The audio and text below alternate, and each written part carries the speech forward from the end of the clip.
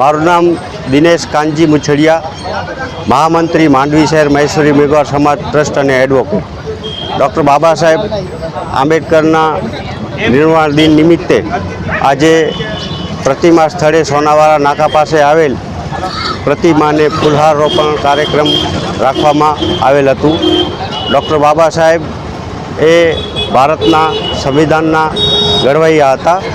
Doctor બાબા સાહેબે કહ્યું कि शिक्षा शहरनी का वो दूध है जो इसे पिएगा वो शहर की तरह दहाड़ेगा. तो डॉक्टर बाबा साहेबे जे शिक्षण ने प्राधान्य आप्યું છે એ શિક્ષણ થકી બુદ્ધિનો વિકાસ થાય છે.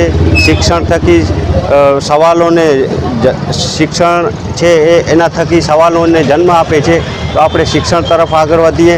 ડૉક્ટર બાબા સાહેબના જે સિદ્ધાંતો છે, શિક્ષિત બનો, સંગઠિત બનો અને સંઘર્ષ કરો, એ સિદ્ધાંતોને આપણે આગળ ધપાવીને આપણે આગળનું આયોજન ગોઠવીએ અને ભારતના સંવિધાનમાં જે બંધારણીય અધિકારો આપણે મળ્યા છે એ તમામ બંધારણીય અધિકારો માટે મેળવવા માટે આપણે હંમેશા જાગૃત રહીએ.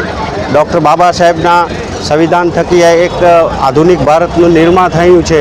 તો ડૉક્ટર બાબા સાહેબને તેમના નિર્વાણ દિન નિમિત્તે આપણે સાચી શ્રદ્ધાંજલિ આપીએ છીએ. ધન્યવાદ, આભાર, જય ભીમ.